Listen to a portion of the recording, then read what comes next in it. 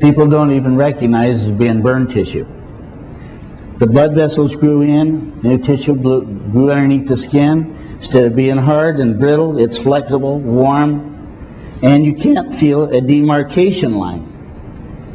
You can see a difference because this skin is off my chest, and so I could prove that I was a man, they left me all 3 hairs right here.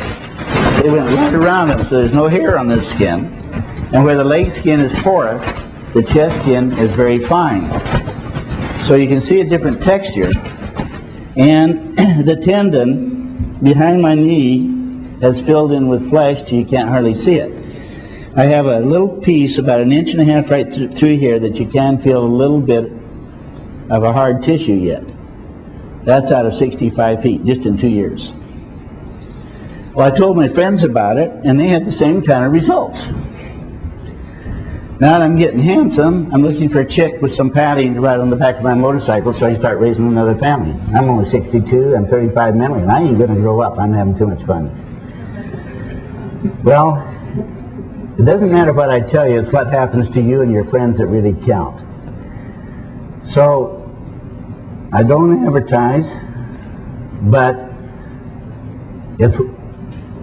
because it's what happens to you, I started educating people as to what it is and let them spread the word by their results. So, I've kept it from becoming a multi-level. It's a straight wholesale retail, so the price is low. People can afford it. And it has grown to the point now I'm shipping out about $7,000 worth of product a day out of my garage. Everybody's had the same results. But I also, being a mechanic, I went up to university and I got all the literature on it, and I found out 9% of the doctors that worked with it didn't know what they were looking at. They had interesting observations, but they didn't understand it. There's a mindset by a lot of doctors that cover up symptoms, they don't correct problems, and when they graduate from school they start practicing, and they don't seem to learn. They do the same thing by rote over and over again.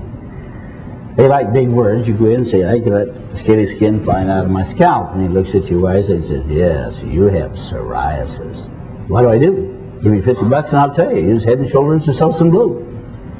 Doctor, how'd you learn that? Well, I watch TV like you do. Doctor, what does psoriasis mean? It means you have scaly skin flying out of your scalp. He doesn't know any more about it than you do. Well, one of these research groups had 170 volunteers. Out of the 174, 120 of them had rheumatoid arthritis, 15 had osteoarthritis, 3 had bursitis, 1 had emphysema, and 2 of them had dogs. You ever heard of that disease? Yeah, bow wows. Dogs. Now, they didn't say the dogs had hip dysplasia or arthritis or what they were there for, but of the diseases, they listed 2 dogs. Boy, this is real scientific now. You can't tell a dog from a disease. Well, anyway, they gave them 5 teaspoons of MSM and said, take this home and take one. Now, wait 30 hours. Now, if something starts to happen, don't take any more, but if something doesn't happen after 30 hours, take another teaspoon. Well, they're thinking of it like an aspirin. You take an aspirin, when your headache goes away, you quit taking it. But a food, if you start healing, why quit taking it? Take some more and see how far it's going to go. Well, everybody was asking me, do you have any documentation on arthritis? Now, that was a good article, because 124 out of the 174 had mild to dramatic relief, and I passed it around. Everybody wanted to fight with me. They wanted to buy 5 teaspoons of MSM, take one every 30 hours, and then quit. They weren't going to listen to me. Those doctors did it that way. So I threw it all away, and I found out if I talked to people and explained what it did, then they understood. And I don't like mysteries, and I don't like the big words. So if you can't explain it in simple terms, you don't understand it. MSM is the 3rd largest ingredient in your body, but it's also your flexible bond between protein. So when a cell dies and a new cell takes its place, it attaches but becomes rigid. That causes wrinkles, cracking skin, scar tissue, hardening of arteries, and emphysema. Also glaucoma, where your eyes can't see, hardening of hearing. This is all related to the flexibility of your tissue. Now, emphysema is not caused by smoking. That's a government lie, like every time they open their mouth. Dogs get it, horses get it, and they never smoke.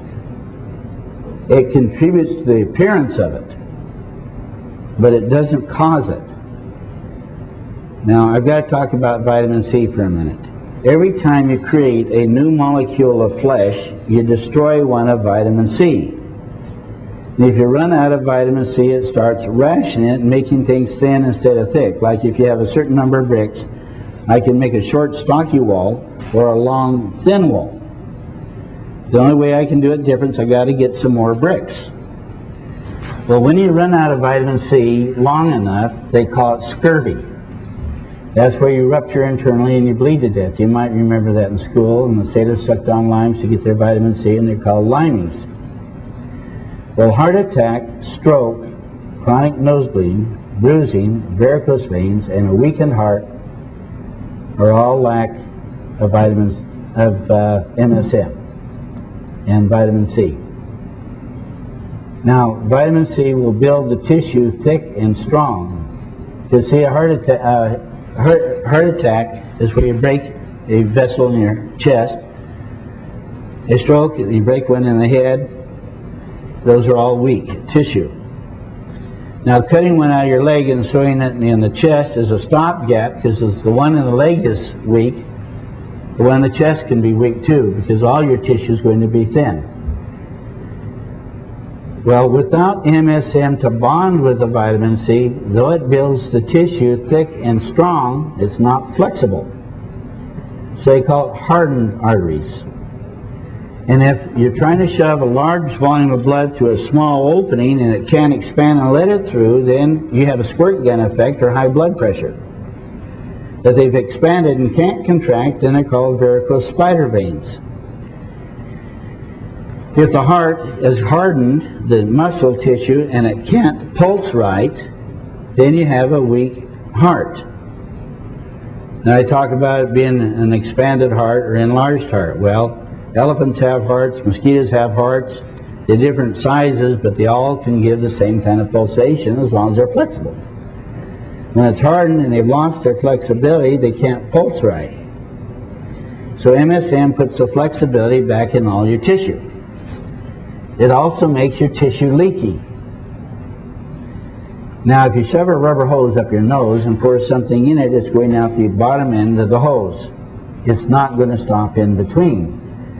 But your veins and arteries are going through a lot of tissue, and they have to leak fluids through the walls to feed the tissue and to pick up toxins. All your tissue has to be able to have what they call osmosis, where the fluids can transfer through the walls to do its job. MSM makes it leaky.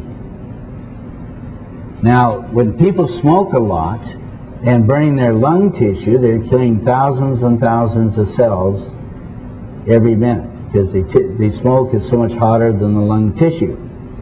That kills a lot of cells, and if they do it all day long and all night long, it takes a lot of vitamin C and a lot of new cells to keep replacing it. And if you run deficient, the lungs get thin and when weak. Now, without the MSM, they lose their flexibility, they try and expand, they tear.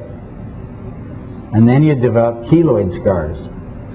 Now, sometimes you get a cut and it heals and there's no seam. Next time you get a cut and you have a heavy scar tissue.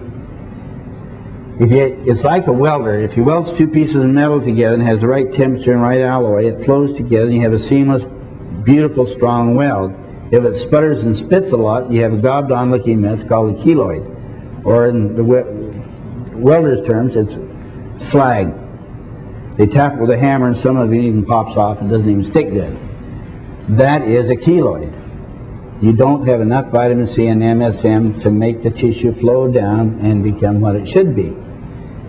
Now, later on, if you have enough MSM, your old scar begins to flow down as the old cells die and new cells take its place that have the flexibility and the permeability.